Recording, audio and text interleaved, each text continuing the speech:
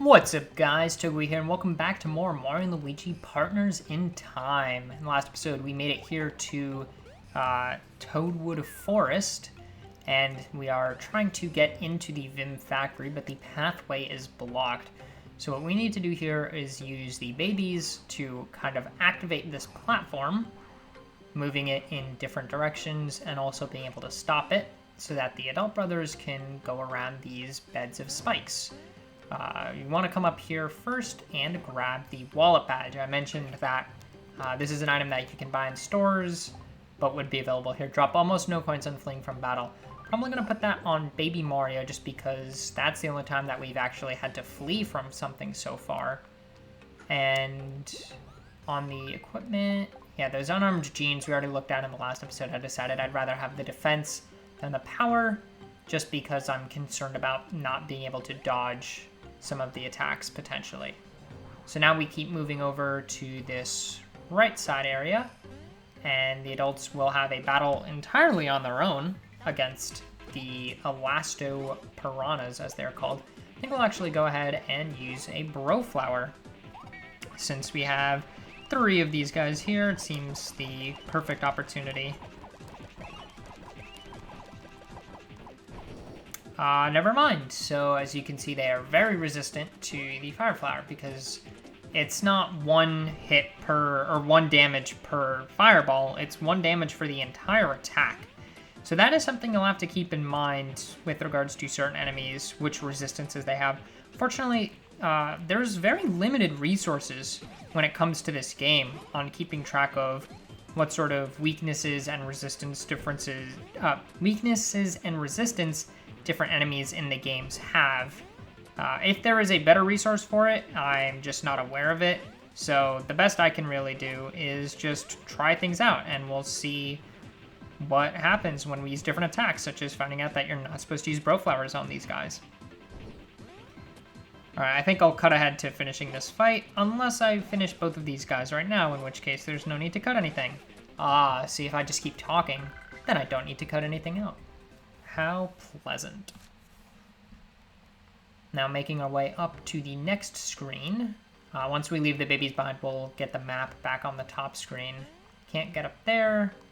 Travel advisory, if you find blocks too high to hit, jump while carrying babies and make the babies jump at the peak of your jump. Yes, so right now we can't jump to reach that on our own, but if we grab the babies by using this pipe block here, first order of business, we're going to toss them into here and grab, we've got 2 green shells and surprise, surprise, 100 coins, just like you would expect from any of these stumps, or most of them at least.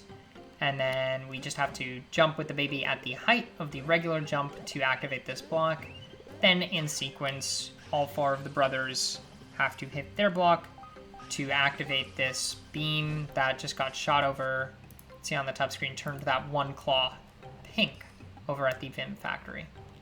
Last thing in this room is we want to grab 3 more Bro Flowers. Again, they really hand these out. Not quite like candy, but to such an extent that you don't need to be too concerned about running out, at least for these common ones earlier in the game.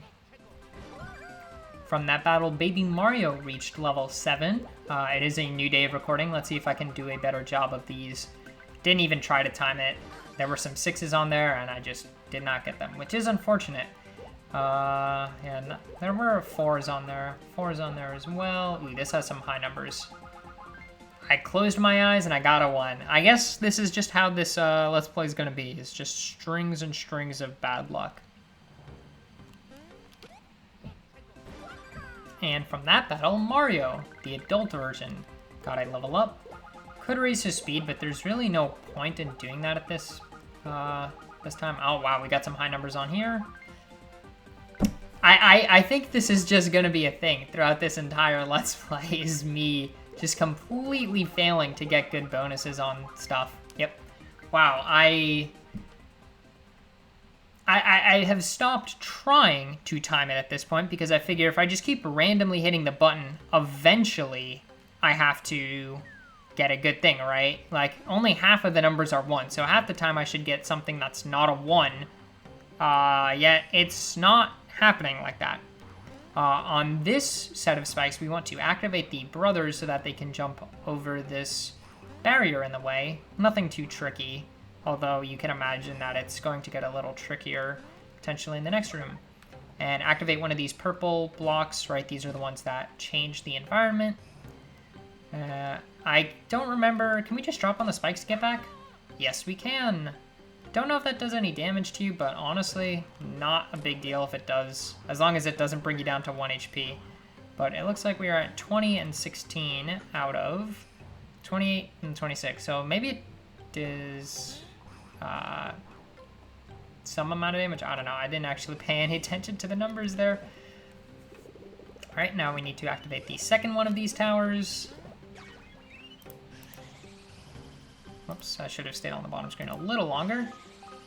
And there you can see it activating that second one and creating those platforms that we need to be able to progress, which is excellent because I wanted to continue playing the game and not get stuck. I think at some point in a previous episode I said that was the end of the Let's Play, but very much not the case. And here we have a regular mushroom, just one for some reason, and then 100 coins. I believe that is actually it for this room. I don't think there's any like hidden blocks up on this platform now.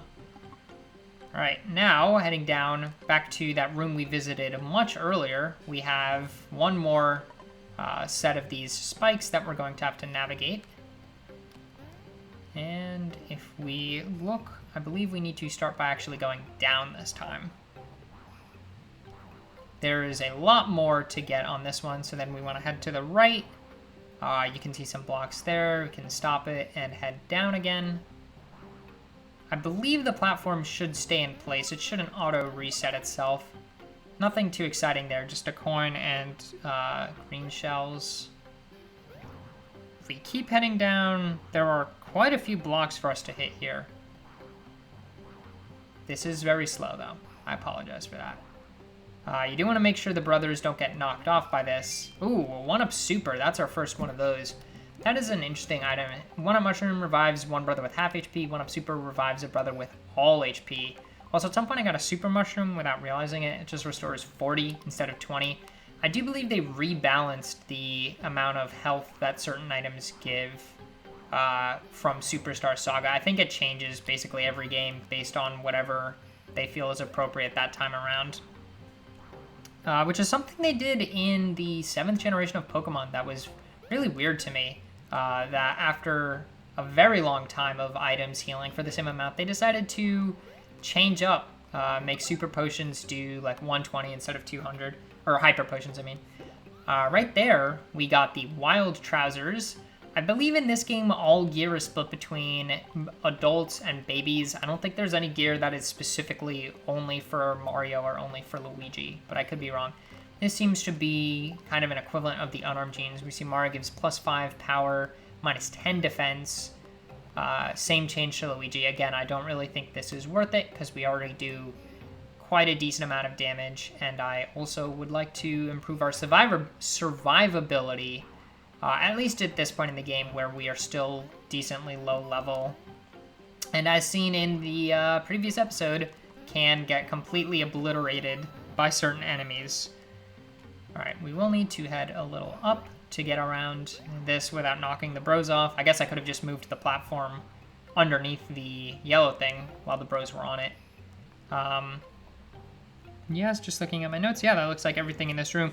I guess we could have actually just gone back around clockwise, going backwards. So actually, could we have? I don't know.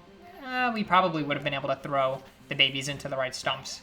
But yeah, because I think you can throw the babies into the stumps on that top room, and on the one on the right, you can just climb the stairs that were there. But now we have gained access to the Vim Factory. Is there anything? No.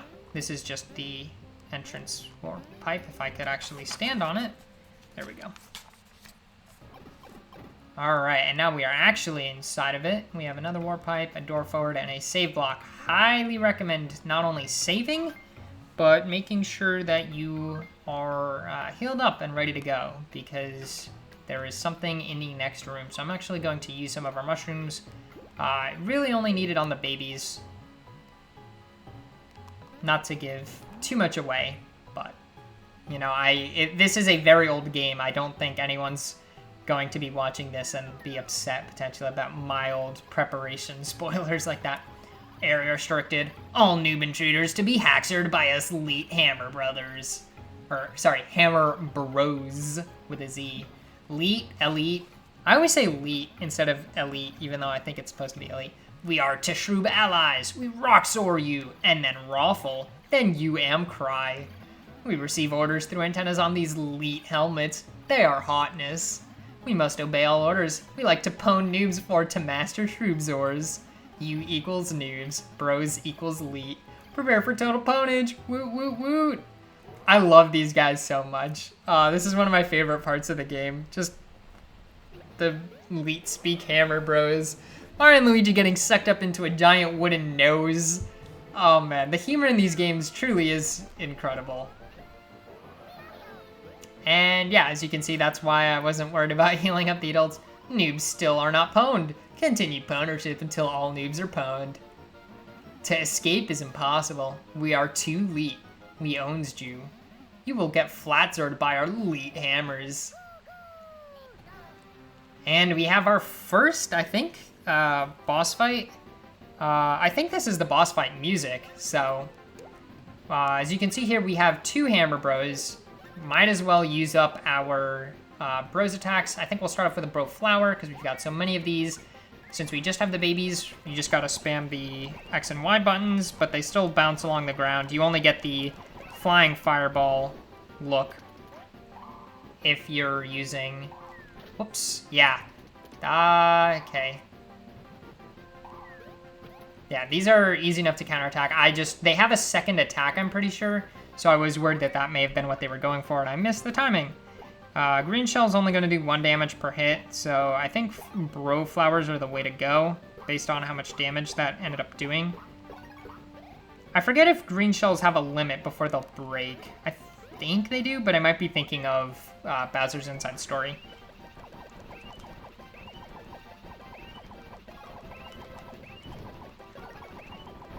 Ooh, we got a lucky 36 there. Oops. I am doing very poorly. Okay, I guess that sparkle means he's throwing for Luigi, and the jump means he's throwing for Mario. I think I'm gonna have to, no, Mario only lost 5 HP. I'm just gonna use a regular mushroom on Luigi here. This is our first time using an item in battle. I didn't mention it, but these guys have 100 HP each. So, really quite a difficult enemy here.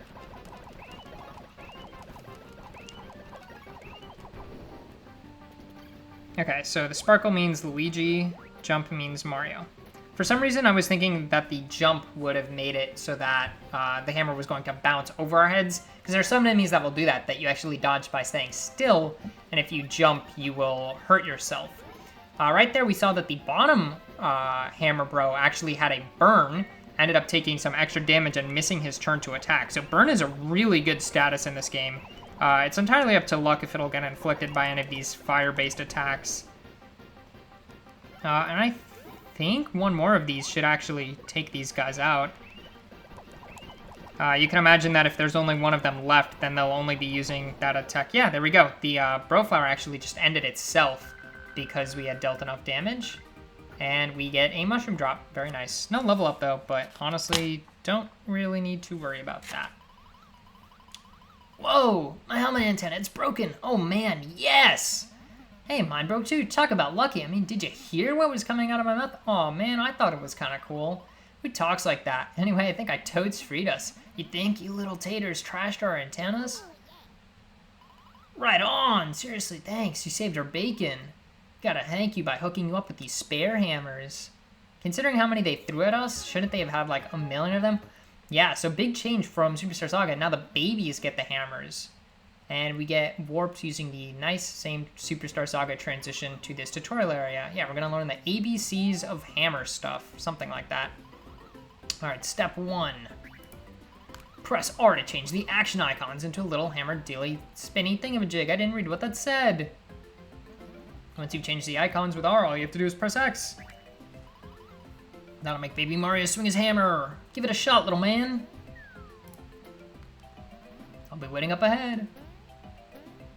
Wow, heavy jumps. Yeah, so we can hit R to switch the action icons. You see Y puts us into a new kind of formation. Nice.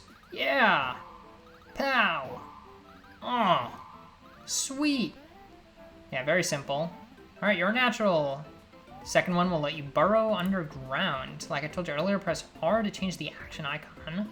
Then press Y, put you in a shoulder stand, press Y again, Bzerp, or Burzip. You'll tunnel into the ground like a baby drill. I believe this is called the baby drill.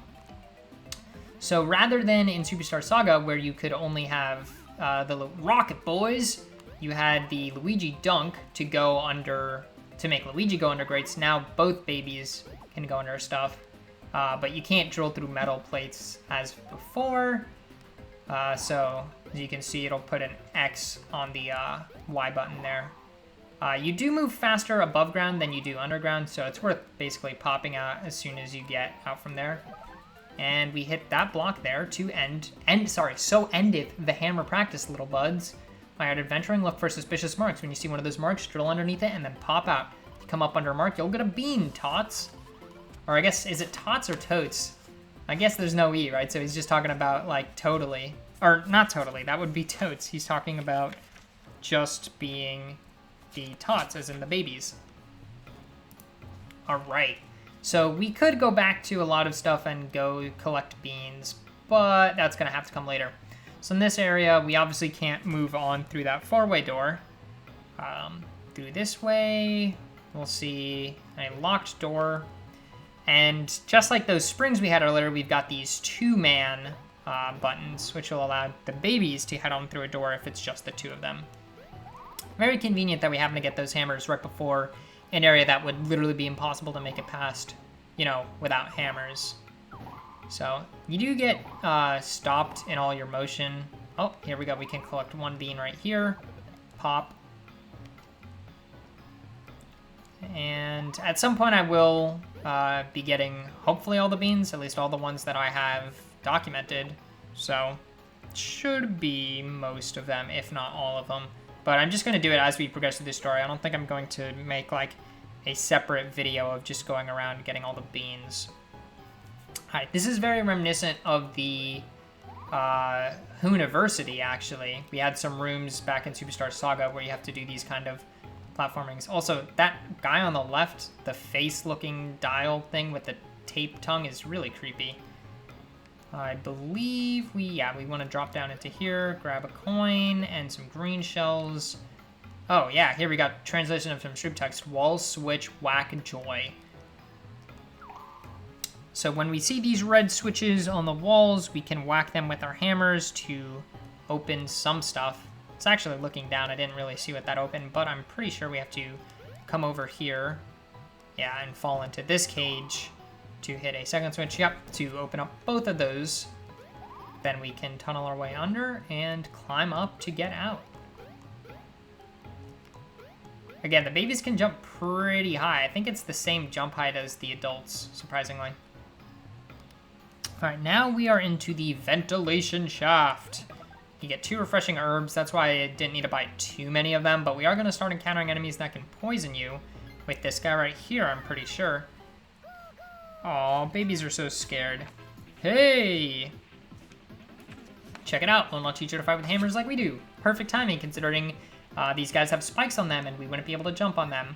It's a lucky thing we didn't run into any spiny Shroopas before the acquisition of our hammers. When your hammer shakes, you press the attack button, and Baby Luigi does it with the Y button. The timing on this is a lot easier than in any of the other games, I'm pretty sure, at least for the attacks. For the counterattacks and dodges, you need to press and hold the button and let it go at the time you want to counter.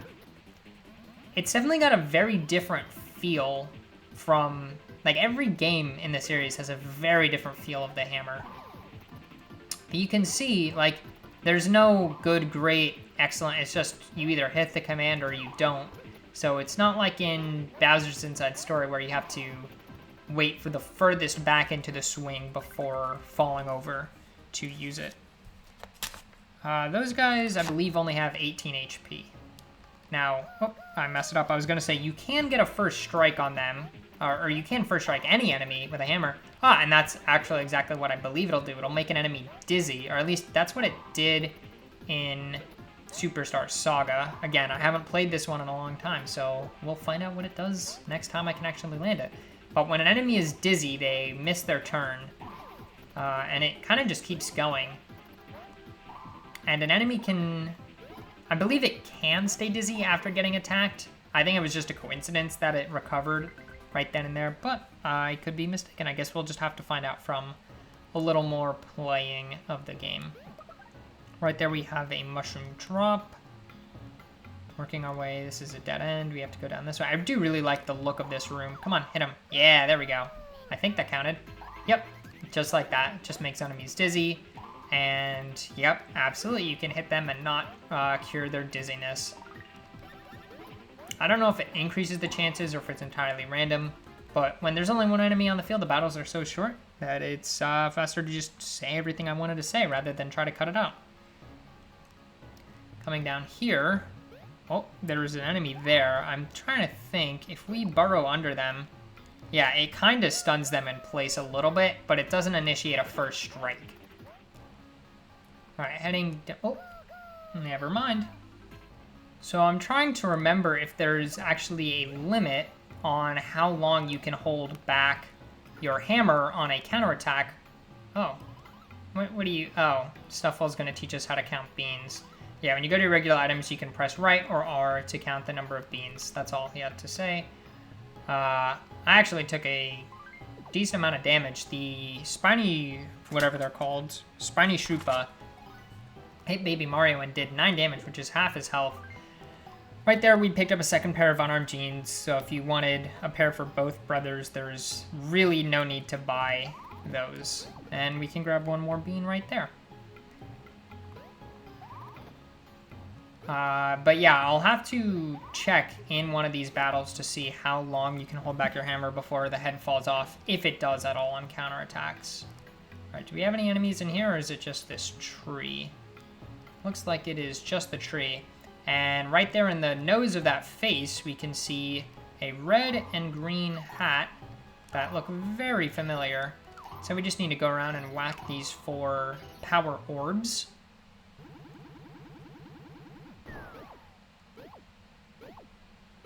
And just like jumping beans, fitting with the theme of this game.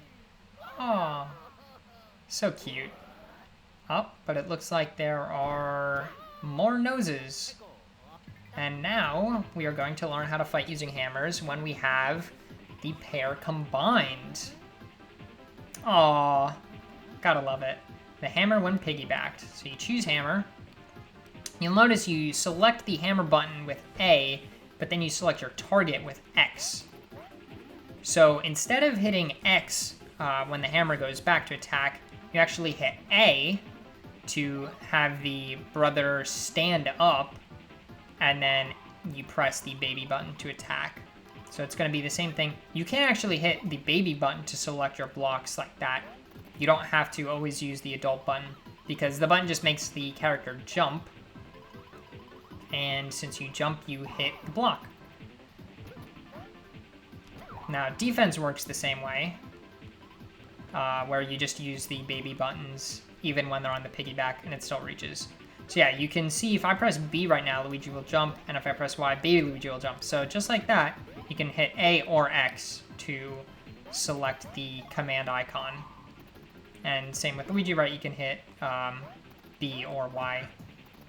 And that is what it looks like if you miss the timing on selecting the guy. Sorry, I misspoke because I was distracted by the game. That's what it looks like if you miss the action command timing on attacking. You saw there at the end of there, I held back the hammers with both bros and only released it with Luigi. And even in that whole time, it didn't make me release it with Mario. So that's an indication of how long you can hold it back. I don't think it drops at any point. Now that we have the bros reunited, we can piggyback, toss the babies up here, hit this to open the locked door we saw from earlier, and get back into this same room that we went through before, but now with all 4 bros. But I think that's where we're going to end things off for here. So in the next episode, we will continue making our way through the Vim Factory and hopefully finding the Cobalt Star Shard that we were told was the source of the power here. All right, see you guys then.